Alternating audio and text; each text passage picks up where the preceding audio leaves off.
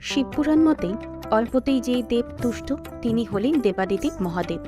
মহাদেবের আশীর্বাদ পেতে তার পুজোয় বেলপাতা, ধুত্রা ফুল, আকন্দ ফুল ইত্যাদি সামগ্রী নিবেদন করা হয়। কিন্তু এমন কিছু জিনিস আছে যা ভুল করেও মহাদেবকে নিবেদন করা উচিত নয়। মহাদেব ক্রুদ্ধ হতে পারেন, আপনার পরিবারের ওপরও নেমে আসতে পারে নানা বিপদ। আপনারা কি জানেন শিবের পুজোয় কোন কোন জিনিস ব্যবহার করবেন না এবং কি কারণে সেসব জিনিস দিতে নেই? সেগুলো জানতে হলে পুরো ভিডিওটি অবশ্যই দেখতে হবে।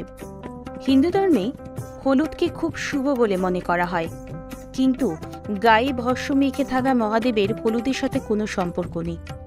শিবের পুজোয় ভুলেও এটি ব্যবহার করবেন না।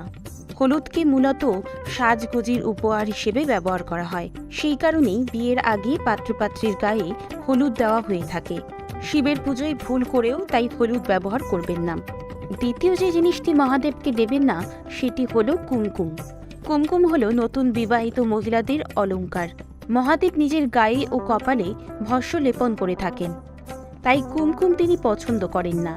তাই এটি ভুল করেও নিবেদন করবেন না মহাদেবকে।